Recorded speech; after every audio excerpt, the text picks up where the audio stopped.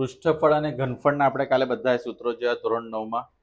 આજે આપણે એના ક્વેશ્ચન સોલ્વ કરવાની પહેલા પેટર્ન પછી ટેક્સ્ટ બુક પર જોઈશું કે ક્વેશ્ચન આપણે કેવી રીતે સોલ્વ કરવાના છે, રાઈટ? તો સૌથી પહેલા ધારો કે ક્વેશ્ચન છે કે એક શંકુ એટલે કોણ, એક શંકુની ત્રિજ્યા એટલે કે સોરી એક શંકુનો વ્યાસ તમને આપવામાં આવ્યું છે 30 સેમી. પછી એની તિર્યક ઊંચાઈ એટલે કે સ્લેન્ટ હાઇટ L તમને આપવામાં આવી છે 25 સેન્ટીમીટર. તો તેની વક્ર સપાટીનું અને એનું કુલ ક્ષેત્રફળ શોધો. Means CSA curve surface area end total surface area આપણે ફાઇન્ડ કરવાનો છે. અને પાઈની વેલ્યુ તમને અંદર જો આપી દે કે 3.14 તો એ લેવાની, નહીં તો 22/7 લેવાની. આ ત્રણની મદદથી આપણે દાખલો ગણો. કોઈ પણ દાખલાની અંદર આપણે સૂત્ર જોયું, કોઈ પણ સૂત્રમાં ડી નથી, આર છે એટલે કે ત્રિજ્યા છે. તો જ્યારે ડી આપ્યું એટલે મારે સૌથી પહેલા શું ફાઇન્ડ કરવાનું? આર. કેવી રીતે ફાઇન્ડ થશે? આર નું સૂત્ર છે વ્યાસ એટલે કે ડી ભાગ્યા 2, 30/2. તો આર બરાબર કેટલા સેન્ટીમીટર આવશે? 15 સેન્ટીમીટર. ક્લિયર થયું? કોઈ પણ દાખલામાં મારે ડી એટલે વ્યાસ આપ્યું હોય તો ત્રિજ્યા આપી હોય તો સીધો દાખલો સ્ટાર્ટ કરી દેવાનો. અને આવું લખવું જરૂરી છે. ડાયરેક્ટ તમે દાખલા ગણી શકશો નહીં, ભૂલમાં પણ નહીં કરતા. ઓકે, હવે આપણે વાત કરવાની છે શંકુની કઈ સપાટી? વક્ર સપાટીનું ક્ષેત્રફળ એટલે કે શું? CSA ઓફ કોણ, રાઈટ? CSA ઓફ શંકુની વક્ર સપાટી શું છે? પાઈ આર. તો તમને અહીંયા તિર્યક ઊંચાઈ જ આપી છે, રાઈટ? L એટલે ત્રાસી ઊંચાઈ, તિર્યક ઊંચાઈ, સ્લેન્ટ હાઇટ. પાઈની વેલ્યુ મારે કેટલી લેવાની છે? 314/100 એટલે કે 3.14 આપ્યા છે, પણ એના બદલે મેં શું લખ્યું? 314/100. આર ની કિંમત મેં આપી છે, એટલે મેં નથી આપી, અંદર જ આપી છે. એલ ની કિંમત તમારી પાસે કેટલી છે?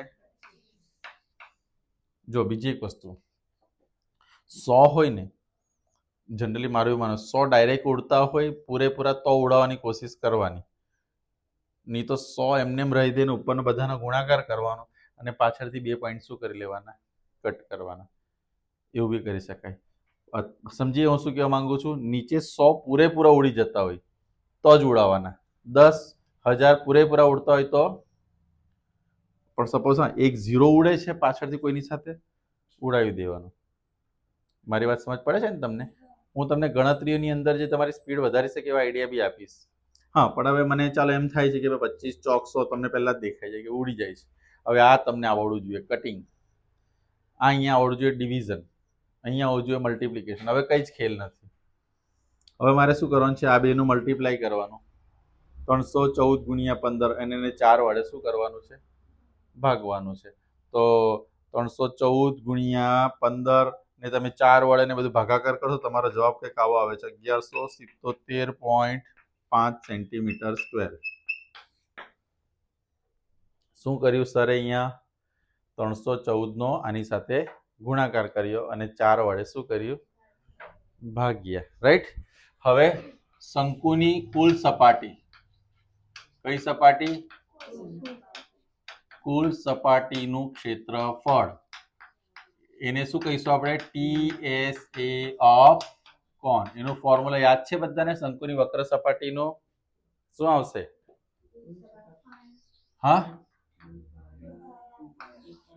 2πr. પછી બોલો શંકુની કુલ સપાટીનું સૂત્ર કોને આવડે છે? Rays your hand.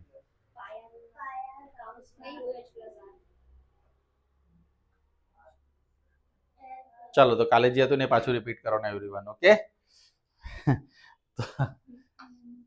ધ્યાન આપો. પાઈ આર તમને મેં કહેલું લખવું જરૂરી નથી, એને યાદ રાખવું જરૂરી. એટલે પાછું એકવાર આપણે એને એન્જોય કરીશું. યાદ રહેશે ને બધાને? કાલે ચેક કરી લેજો ને પાછું આવું થશે. આ પાઈની વેલ્યુ શું થશે? 314/100. જાગો ગ્રાહક જાગો, હોમવર્ક થી ટેન્શનમાં આવી ગયો. આર ની કિંમત કેટલી છે? L કેટલા છે તમારી પાસે? આર, રાઈટ. અહીંયા પણ હું ગુણાકાર લખું ના લખું ચાલશે. 314 ના છેદમાં 100 ગુણ્યા 15. આનો સરવાળો કેટલો થશે? તો આ એક 0 જવા દઈએ આપણે. હવે હું શું કરીશ? આનો નાનો મલ્ટીપ્લાય 60 એટલે 314 ગુણ્યા કેટલા થાય નીચે. ને તમને આ બધી વસ્તુ કેમ બતાવું છું? કટિંગ કરતા મને આવડે છે, પણ ઘણાને કટ કરતા નહીં ફાવતું. તમે પછી આવા રસ્તા અપનાવી શકો. મારી પાસે બીજો એક રસ્તો છે કે 2 2 દુ 4 5 દુ 10 5 તાલી. તો જો એ જવાબ એ જ આવ્યો 314 ગુણ્યા 6 ચોક 24 6 એકા 6 ને 2 8 6 તાલી આટલા સેન્ટીમીટર સ્ક્વેર. આ પહેલું જે હતું તે વક્ર સપાટી હતું, અને આ જે છે તે કુલ સપાટી છે. કુલ સપાટી અને વક્ર સપાટીમાં શું ફરક છે?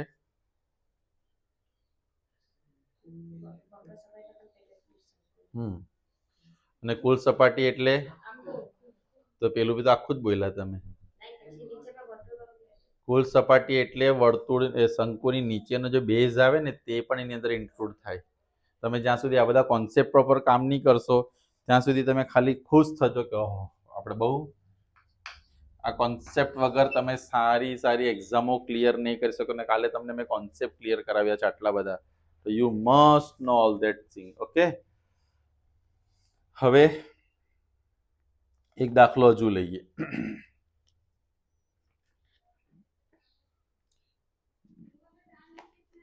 એક શંકુનો વ્યાસ કેટલા સેમી છે? 6 સેમી. ઊંચાઈ તિર્યક ઊંચાઈ એટલે વ્યાસને આપણે ડી જ કહી દઈએ. તિર્યક ઊંચાઈ એટલે એલ કેટલા સેમી છે? 11 સેમી. તો તમારે એમાં વક્ર સપાટી અને કુલ સપાટી જાતે શોધવાનું છે. ક્લિયર થશે આ વસ્તુ? ચાલો, તો એનામાં હું વધારે એ નથી કરતો. નેક્સ્ટ એક દાખલો હવે છે અહીંયા. એના પરથી જરા પોઈન્ટ વાળો પણ છે એટલે આપણે ગણીએ એને. એક શંકુની ત્રિજ્યા r બરાબર 3.5 સેન્ટીમીટર. આમાં શબ્દો બહુ ધ્યાનથી વાંચવા પડે. ઊંચાઈ, ઊંચાઈ એટલે h કહેવાય. h છે 12 સેન્ટીમીટર. કેટલું છે? તો તેની વક્ર સપાટી તેમજ કુલ સપાટીનું ક્ષેત્રફળ શોધો. હવે તમને મેં કહ્યું કે આપણી પાસે શું હોવું જોઈએ? પાઈ હોવું જોઈએ, એલ હોવું જોઈએ અને આર હોવું જોઈએ. તો અહીંયા શું છે? આર છે. પાઈ નથી આપી તો પાઈ બરાબર 22/7. એટલે પાઈ તો બાય ડિફોલ્ટ હોય જ. ક્યાં તો આપેલું હોય, નહીં આપ્યું હોય તો 22/7. પણ અહીંયા શું નથી? એલ નથી. અને જ્યારે એલ ના હોય ત્યારે એલ શોધવાનું સૂત્ર છે આપણી પાસે L² બરાબર h² પ્લસ h ની કિંમત મારી પાસે શું છે? 3.5 નો વર્ગ. 3.5 નો વર્ગ એટલે 12 એ 12 કેટલા થશે? 135 નો વર્ગ કેટલા થાય? કોઈ પણ સંખ્યામાં પાછળ 5 આપ્યા હોય અને એનો વર્ગ કરવા કે તો 5 × 5 = 25 અને 3 પછી શું આવે? 4. 3 ચોક 12. જવાબ આવી જાય. બરાબર છે. Maths with Yogesh Patil. 156.25.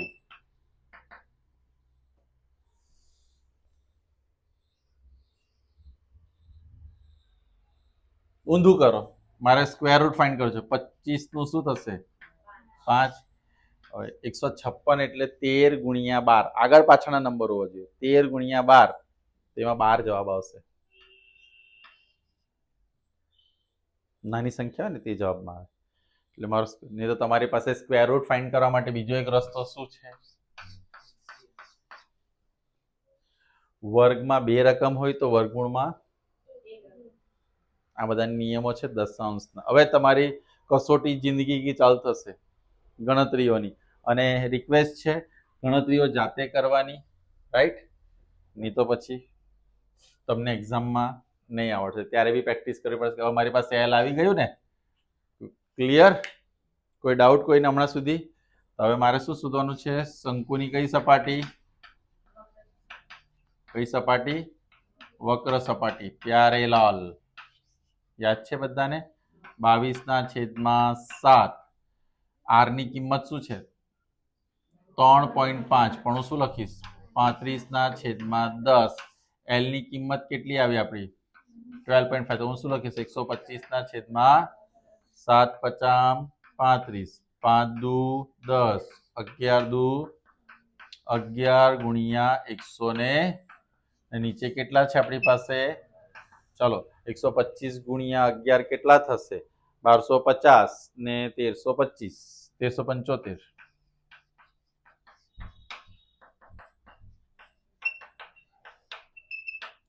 બરાબર આવું જ થશે ને આ બધું કેવી રીતે થાય છે ઓકે તો આ તમારો શાનો જવાબ આવે શંકુની વક્ર સપાટી હવે શંકુની કઈ સપાટી લઈએ શંકુની કુલ સપાટી એટલે એમાં આમાં શું લખવાનું CS છે ને આમાં શું લખવાનું ઓકે શંકુની શું હશે બોલો સૂત્ર